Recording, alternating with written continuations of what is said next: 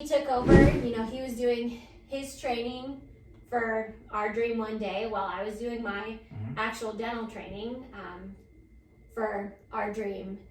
And then I got to about my senior year, and it was, junior year, and it was time to look for what that dream was going to be. We both knew we wanted to be back in Kearney, but we didn't quite know what that really looked like. Sure. So I got a resume together, and just printed a bunch out and sent them to, all the offices, basically around town, and let them know that who I was and my strengths as a dentist and what I was looking for, all of that, and that we kind of came as a dual package, and I had a husband that knew the business side of things, and as I was getting the letters ready to be sent out, I was scrolling through Google looking for addresses and scrolling down and down, make sure I wasn't missing anybody, and I got like pages and pages and pages through, and all of a sudden this Jay Sawyer pops up, and I lived here my whole life, and I had never heard that name before, nor did I know where the office was. Sure. He really didn't have a website or anything. Like, he kind of had a website, but it was one page of just like his picture and a picture of the office, and but that he was was established, had been here for a while. Yeah, he had been here for, he had been here for like since '88 or something. Yeah, so close to 30 years, and and this office has been here since about 1958, and it's always been a dental office. So I've lived here my whole life and never even knew it existed. So I thought this was so strange. I saw this page and I was like, this is weird. So I remember, and I still have the paper, I wrote Jay Sawyer at the top of it with like 10 question marks after it. Didn't think anything of it, closed my notebook, and went on with the rest of the letters. Sure. And then the day I went to send them out, I had opened the notebook and saw this and thought, I should send one out.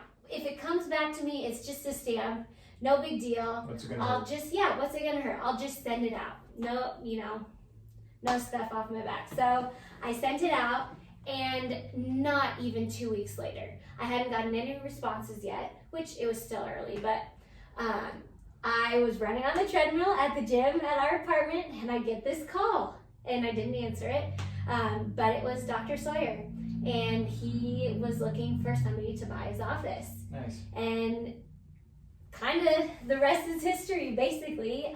It was just, we totally chalk it up to divine intervention. It was an amazing opportunity that we were just pretty much just handed. He really had thought he was just gonna have to close his doors and disperse his patients and watch what he's built up kind of just die. So he was really excited. So we came back to Kearney and we met. So you were really just looking for a place to start working. Yeah. Exactly. Okay. Even an associateship, or we really had no plans of buying right out of school. Yeah. It's really, really rare to have anybody buy an office right out of school, to get loans to do it, and just for a dentist to feel like they can do it. I don't think UNMC had anybody buy right out of school in like 5-10 years. Something big like that. And we ended up having multiple students from our class buy, which was really cool. So that was one thing that kind of worried us a little bit, was we weren't necessarily prepared to buy a whole office. But the most amazing thing was this office came with Dr. Sawyer. Sure. And we could not have done it without him. He has been so supportive, and he just hung out. He would, for the first, about year, really, he was here for a few days a week. He would mentor me, answer all my dumb questions.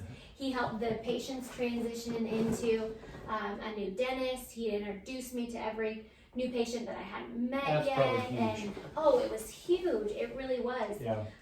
And patient retention has been amazing, and I really chalk it up to, you know, that time that we had while he was here, and he's been the most generous, and we couldn't have been successful.